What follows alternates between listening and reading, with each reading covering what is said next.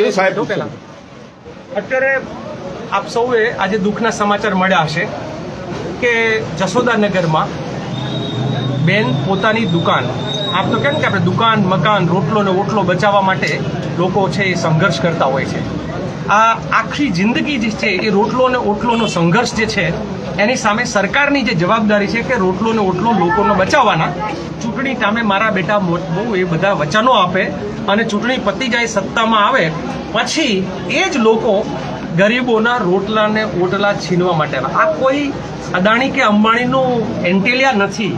આ એક પરિવાર કે જે અંદરથી જ દુકાનમાંથી ઘર છે અંદર જવાનું કે અહીંયા પાછળ જ રહે છે, અહીંયા પાછળ રહે છે, આ એની દુકાન. બીજી દુકાનો કરતા અંદર છે. એની આપ રીતિ જાતે કે એના ત્યાંથી ડીવીઆર લઈ ગયા, સીસીટીવીના જે ફૂટેજ જેમાં હોય એ પોતે જ કે, કારણ કે હું એટલે મારી મીડિયાના મિત્રોને પણ વિનંતી કે કુલડીમાં ગોળ ભાંગવાનું રહેવા દો. ગુજરાતના મીડિયા એ માત્ર ને માત્ર સરકારની વાહવાહી અને પેકેજો લઈ અને જે વાતો મૂકે છે એના કરતા આ ગરીબની આંતરડી જે કકડે છે, જે બેને પોતાની આહુતિ આપી છે, એનો જીવ આપ્યો છે, આ બંનેના હાથ, એના પતિ, એના દિયર કે જે એ લોકો, એ બંનેના હાથ જે છે એ પણ દાઝ્યા છે, તમારી નજર સામે છે. હું ભાઈને કહીશ કે એ પોતે આ ઘટના શું બની અને તમારા ત્યાંથી જે પુરાવા લઈ ગયા છે ને એનું પણ કહો. બીજું એફઆઈઆર કે ના કરીએ, એસપી એમ કે છે કે જ્યાં સુધી પહેલા તમે અરજી આપો, અમે તપાસ કરશું અને પછી એફઆઈઆર થશે. આ તપાસનો વિષય છે, ઘટના છે જે તમારી નજર સામે બની છે, જેના વિડીયોઝ છે, જે બેન પોતાનો જીવ આપ્યો છે, જેનું ડેડ બોડી હોસ્પિટલમાં છે, અને તમે એમ કહો કે અમે તપાસ કરશું. આ ક્યાં સુધી તમે લોકોને છેતરવાના? આ પોલીસ ડિપાર્ટમેન્ટ, આઈએસ અને આઈપીએસ એ આ દેશના રક્ષક છે કે નેતાઓના ગુલામ છે? આ ગુલામી છોડી અને સાચી વાત જે છે એ કયો. મારે તો ભાઈ પાસેથી સાંભળવું છે કે જેણે પોતાના જીવનસાથીને ગુમાવ્યા છે. તમારા ત્યાં શું બન્યું? તમારા બનાવની વાત બહુ ટૂંકમાં, પણ પછી ડીવીઆર લઈ ગયા એ પણ જે હોય મને કહો. બનાવમાં એવું છે કે સવારે 9 વાગતા અને 9, 9:30 વાગતા કોર્પોરેશનના માણસો આવ્યા હતા. એમને આવતા જ ને કે તમે દુકાન ખાલી થાય ના થાય, એમને અરજી કરી. મેં કીધું સાહેબ તમે આવ્યો છો તેના માટે કે અમને ઉપરથી તોડવાનો આદેશ છે. મેં કીધું તોડવાનો કોઈ આદેશ નથી તમારો અત્યારે કોઈ, અમને કોઈ નોટિસ બજાવી નથી, ના કોઈ પોલીસ પ્રોટેક્શન લઈને આવ્યા. નોટિસ વગર જ તોડવા? નોટિસ વગર આવ્યા, પોલીસ પ્રોટેક્શન વાળા. ખોટી પ્રોટેક્શન નહીં, નોટિસ પોતાની પર્સનલ બે ગાડી લઈને આવ્યા, પાડવા માટે આવ્યા છીએ. તો મેં કીધું ભલે તમે પાડવું હોય પાડો, પણ અમને મારા જે માલ સામાન છે ખાવાનું એના માટે સમય આપો અમને. એટલે આપણે એટલી લાચારી અત્યારે આવી ગઈ છે જનતાની કે આપણી દુકાન એટલે આપણો સરકાર છીનવે ત્યારે આપણે કગરવાનું, ભીખ માંગવાની કે અમે તમે પાડવું હોય તો પાડો, પણ અમને ખાલી કરવા દો સામાન. આ ભીખ માંગવા જેવી પ્રજાને કરી નાખી છે. દરવાજો ખોલીને ઉપર માણસો કગરતા ઉપર જઈને ઉપર એમને ડેમોલેશન ચાલુ બી કરી નાખ્યું. અને એટલું કગરતા પણ જે કોર્પોરેશનના અધિકારીઓ હતા એ એટલો આક્રોશ દર્શાવતો હતા અમને.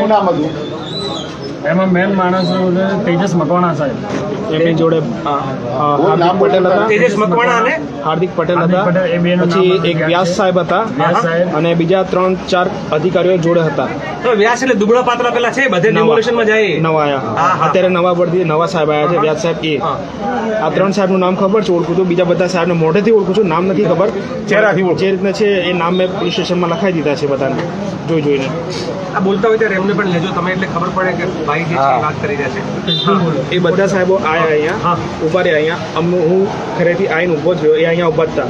તેજસ મકવાણા સાહેબ અહીંયા ઊભા હતા, ફૂટેજમાં જ છે, બધું છે. મેં કીધું સાહેબ શું થયું, કેમ આવ્યા તમે, કેમ તોડવા આવ્યા, કોણે નોટિસ આપી? તમે અમને નોટિસ કેમ આપી નથી? અમે જાણ કેમ કરી? વગર જાણ કરી તમે કઈ રીતે તોડી શકો છો? નોટિસ નહીં, કઈ જાણ નહીં, એમને ડિમોલિશન કરવા આવી ગયા. ડિમોલિશનમાં મેં એવું સાંભળ્યું હતું અગાઉ પણ ડિમોલિશન કરવા એક વખત આવેલા, એ કરી ગયા, ઉપરનો માળ તોડી ગયા. ઉપરનો માળ તોડી ગયા. એ ટાઈમને એમનો જવાબ બધો લખીને અમને બધું જ પૂરું કરીને સમાધાન પતાવી દીધું. તમારા ગુજરાત સમાચારમાં છે સમાધાન કરી એનું સમાધાન થયેલું છે, વહીવટ થયેલો છે. વહીવટ થાય તો જ થાય સમાધાન. એ ટાઈમે એ વહીવટ માટે અમે 4 લાખ રૂપિયા આપ્યા હતા. 4 લાખ રૂપિયા? 4 લાખ રૂપિયા માટે કોર્પોરેશન છે, કોર્પોરેશન રામોનાથન બોર્ડના કોર્પોરેટ છે, કોર્પોરેટરને આપ્યા. અમારા જોડેથી લીધા.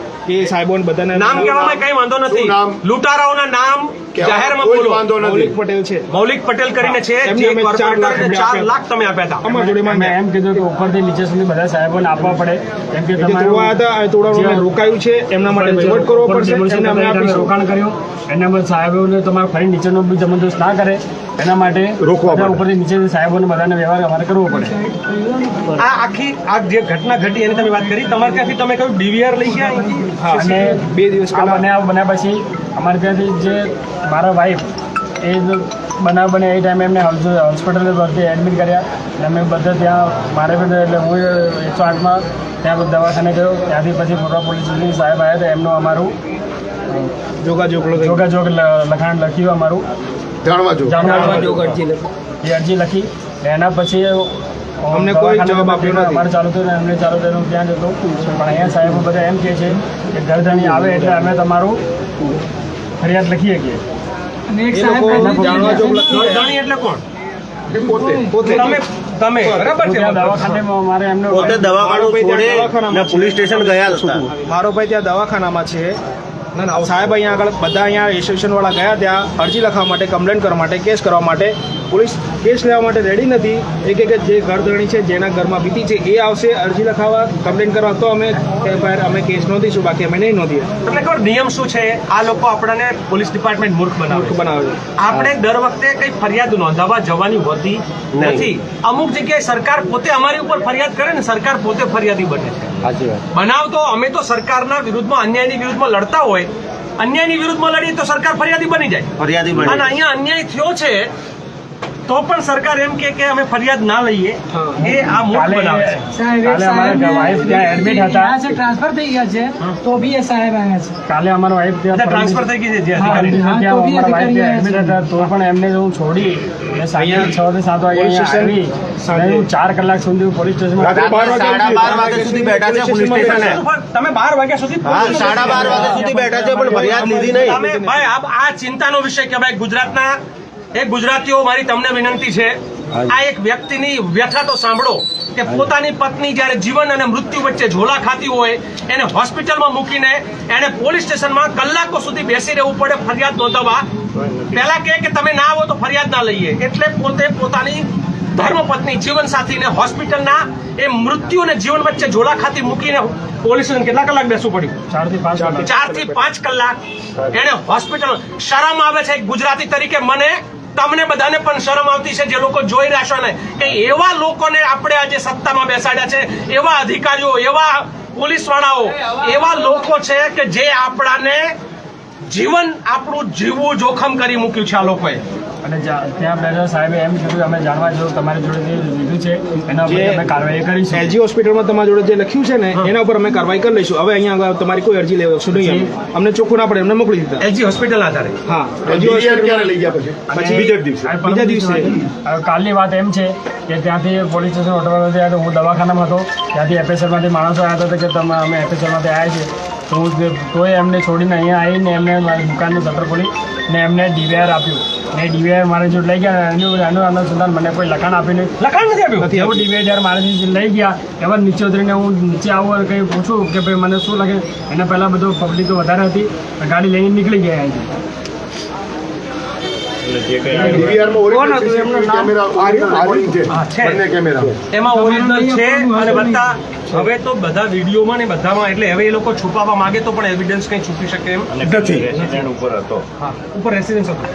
એ તોડી નાખ્યું. તમે જોવો ને તમને બતાવો. ત્યારે દુકાન બનાવી તો ઉપર રેસિડેન્શન બનાવી દીધું. એટલે પહેલા તમારો ઓટલો છે નીલો અને પછી તમારો રોટલો છે. કહું છું ને, પહેલા રહેણાંક અને પછી તમારો ધંધો. અમારા બે ભાઈઓ છેલ્લા ઘણા સમયથી એમને ટાર્ગેટ થોડીક વાર કરવામાં માટે, કારણ કે પેલા એસપી થોડું નાટક વધારે કરે છે, ઓકે એટલે હું એક વખત તો કચાઈને એને જરા સમજાવવા માટે જઉં છું. અને એને હમણાં બીજા બધાની ભાષા કદાચ સમજાય કે નહીં, એ મારી ભાષા થોડીક વધારે સારી રીતે સમજશે. હું જાઉં છું ત્યાં. બરાબર છે, થોડી વાર હું પાછો આવું છું. હાજી લડેંગે બોલો લડેંગે લડેંગે લડેંગે લડેંગે અમે ઉતારશો છું. કોઈ વસ્તુ ભાઈ, અને લાઈવ બંધ કરજો. લાઈવ બંધ કરો. બંધ કરો. લાવો મને આપો. મોબાઈલ મારી લાલજી. વિનંતી જુઓ. એક મિનિટ. મોબાઈલ કોના જોડે છે? શરૂ કર્યું છે? કરી દો. વચ્ચે કોઈ ના બોલતા. બીજામાં લેજો. વાંધો નહીં. ઓકે, તમારો પ્રશ્ન કેટલો કરો કે? સારું. હું ડાયરેક્ટ મારે જે વાત કરવી એ કરું છું. એટલે જો ભાઈ ઘટના બેના ભાઈ તમે વચમાં બોલજો. આ ઘટના બની જે બહુ દુઃખદ છે. ભાઈ રમેશભાઈના જીવનસાથી નર્મદાબેન કુમાવત એણે એના જીવનની આહુતિ આપી. એનો ઓટલો તો પહેલા છીનવ્યો, મકાન તો પહેલા એને બાંધ્યું હતું. આ વખતે એમનો રોટલો છીનવવા પણ આવેલા. આ રોટલા અને ઓટલાનો સંઘર્ષ ગરીબોનો છે એ સરકાર સમજતી નથી. આ સરકાર જેને પરમ દિવસની બનેલી ઘટના આજે બે દિવસ વીત્યા છતાં પણ એફઆઈઆર લેવી કે ના લેવી એમાં સરકારના અધિકારીઓ દબાયેલા. કારણ કે જુલમ કરનાર પોતે સરકારી અધિકારી હતો.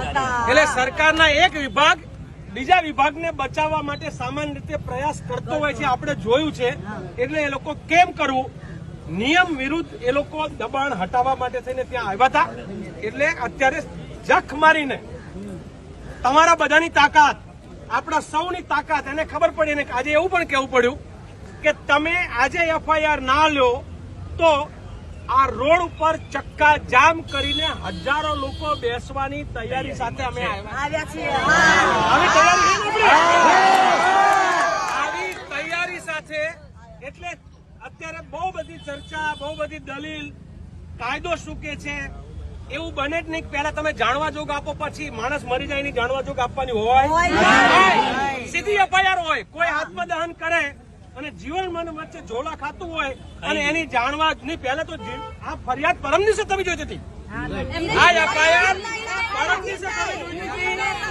આજે બીજા દિવસે એફઆઈઆર થાય છે. આપણે ગુજરાતના લોકોએ જાગવાની જરૂર છે કે જનતાના અધિકારને આ અધિકારીઓ ઘોડે ના પી જાય. એના માટે નસીબ જોગે અધિકારી સમજ્યા. અને તમને બધાને મળ્યા પછી હું અંદર ગયો. અંદર જઈને મેં એવું જ કીધું કે સાહેબ ચેતી જાઓ, લોકો આક્રોશમાં છે. આ લોકો બધા વિપરે અહીંયા હજારોની જગ્યાએ કાલ લાખ માણસ ભેગા થશે. તમારા હાથમાં વાત નહીં રહે. ત્યારે હવે એ લોકોને ભી પડી. હવે એ લોકો એફઆઈઆર લેવા તૈયાર થયા છે. નામ ને એવું બધું અત્યારે લખી રહ્યા છે. જેવી એફઆઈઆર લખાઈ જાય, સહી થઈ જાય, ત્યાં આવીને એ કે એફઆઈઆર લખાવવા અહીં આવવાનું હોય. મેં કીધું એવું કોઈ નિયમ કહેતું નથી. એટલે રમેશભાઈ ત્યાં છે, એના ઘરના ગુજરી ગયા છે, એ અત્યારે દુઃખમાં છે. અત્યારે એ પ્રકારના તો આપણે ત્યાં જઈને દિલાસો આપીને ત્યાં જ એફઆઈઆરમાં એની સહી થાય. એટલે જેવી પોલીસ ત્યાં સહી લેવા જાય આપણે બધા ત્યાં એ એફઆઈઆરમાં સહી થાય ત્યારે આપણે ત્યાં પણ જશું. જ્યાં સુધી અહીંયા બધું પતે નહીં, કોઈ જગ્યા નહીં છોડીએ ને. આપણે કોઈ પણ સંજોગોમાં આજે ન્યાય લઈશું ને ન્યાય લઈને જ આપણે અહીંથી રહીશું.